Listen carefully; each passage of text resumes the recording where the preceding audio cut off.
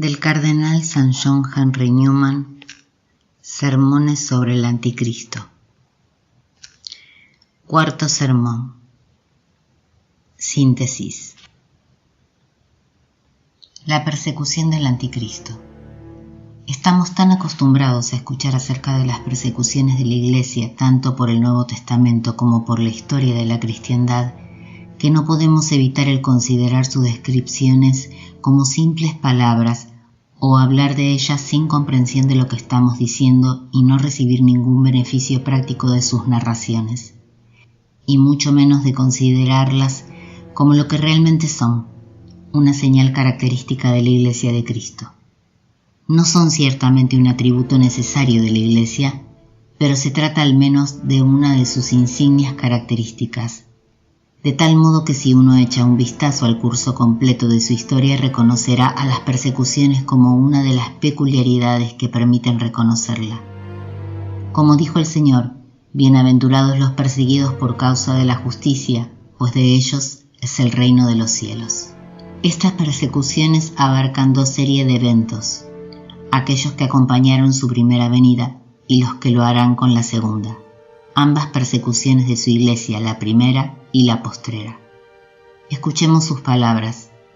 Entonces habrá una tribulación tal cual no la hubo desde el inicio del mundo hasta entonces ni la habrá, y a menos que dichos días sean acortados, ninguna carne será salva, mas por razón de los elegidos aquellos días serán acortados.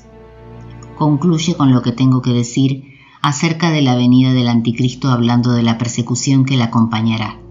Al hacerlo, no hago más que expresar el juicio de la Iglesia primitiva, como ya lo he tratado de hacer a lo largo de todos estos sermones y como me propongo realizarlo también en el que sigue. En primer lugar, citaré algunos de los principales textos que parecen referirse a esta persecución final. Se levantará luego otro de ellos y proferirá palabras contra el Altísimo y hostigará a los santos del Altísimo e intentará cambiar los tiempos y la ley, y los santos serán entregados en sus manos durante un tiempo, tiempos y la mitad de un tiempo, esto es 3 años y medio. Profanarán el santuario y abolirán el sacrificio perpetuo y pondrán allí la abominación de la desolación y corromperán con halagos a los violadores de la alianza, pero el pueblo que conoce a su Dios se mantendrá fuerte y hará proezas, y los sabios de entre el pueblo enseñarán a muchos, aunque caerán bajo espada, la llama, la cautividad y la expoliación durante algún tiempo. Muchos serán purificados y blanqueados y probados, mas los inicuos seguirán obrando el mal.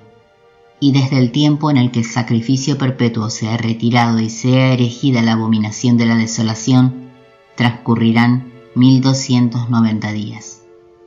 Los primeros cristianos interpretaron estos pasajes relativos a la persecución que se desencadenaría en los últimos tiempos, y todo conduce a creer que efectivamente se refiere a ella.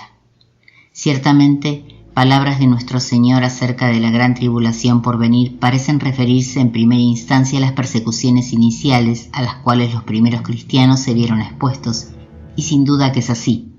Sin embargo, por violentas que hayan sido esas persecuciones, no fueron consideradas por los mismos hombres que las padecieron como el verdadero cumplimiento de la profecía, y esto es ciertamente una fuerte razón para pensar que no lo fueron.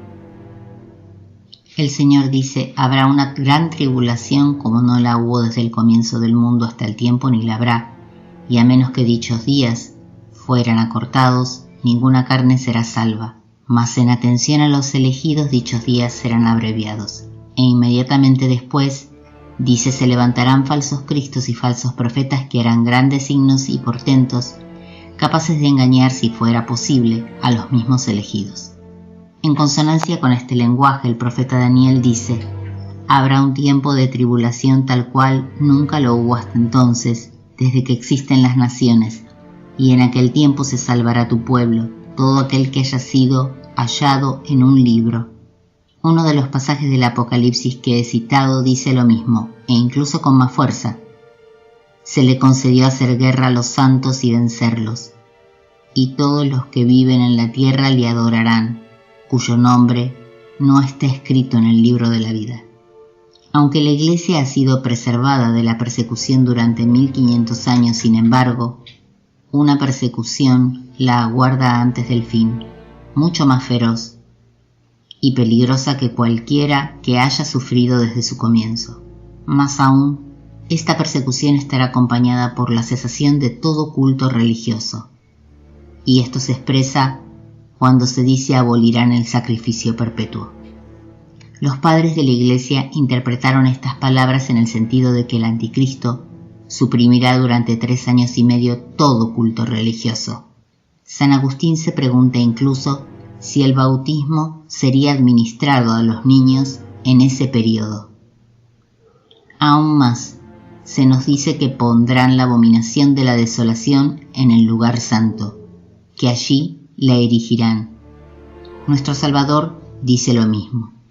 No podemos saber con certeza lo que significa esto, mas en el precedente cumplimiento de la profecía consistió en la introducción de los ídolos paganos en la casa de Dios. Aparentemente, el reino del anticristo será apoyado por un despliegue de milagros, parecidos a los que hacían los magos de Egipto contra Moisés. Por supuesto que en este tema aguardamos una elucidación más completa del lenguaje profético que solo el suceso mismo podrá darnos. Sin embargo, es claro que, sea que se trate de milagros verdaderos o ficticios, o como algunos han sugerido descubrimientos de las ciencias, el hecho es que producirán el mismo efecto que si fueran reales, la fascinación de la imaginación de aquellos que no tengan amor de Dios firmemente arraigado en sus corazones, es decir, de todos, excepto de los elegidos. La Sagrada Escritura es marcadamente precisa y consistente en esta predicción. Signos y prodigios, capaces de engañar, si fuese posible, a los mismos elegidos. San Pablo habla del anticristo como uno de cuya venida está señalada por el influjo de Satanás con toda clase de milagros y signos y prodigios engañosos y todo tipo de maldades que seducirán a los que se hayan de condenar porque no recibieron el amor de la verdad que los hubiera salvado. Por eso Dios les enviará un poder seductor que les hará creer en la mentira. Y San Juan nos dice, realizó grandes prodigios hasta llegar a hacer caer fuego del cielo a la vista de los hombres, y engañó a los habitantes de la tierra por medio de aquellos prodigios que él tenía poder para realizar en presencia de la bestia. Por lo tanto, sin detenernos a buscar otros, la última persecución será la más tremenda que cualquiera de las precedentes en estos 4 aspectos. Primero, será en sí misma más fiera y más horrenda. Segundo, será seguida por una suspensión de las disposiciones ordinarias de la gracia, el sacrificio perpetuo. Tercero, será acompañada por un establecimiento abierto y blasfemo de la infidelidad o de alguna enormidad en lo más sagrado de la Iglesia. Por último, será seguida por la capacidad de obrar prodigios. Bueno será para los cristianos que dichos días sean acortados. Acuérdense por el bien de los elegidos que de otro modo serían abrumados, acortados como parecería a 3 años y medio. Tengo 2 observaciones para agregar a lo que he dicho. Primero, podemos estar ciertos de que esta persecución profetizada todavía no ocurrió, por lo tanto está por venir.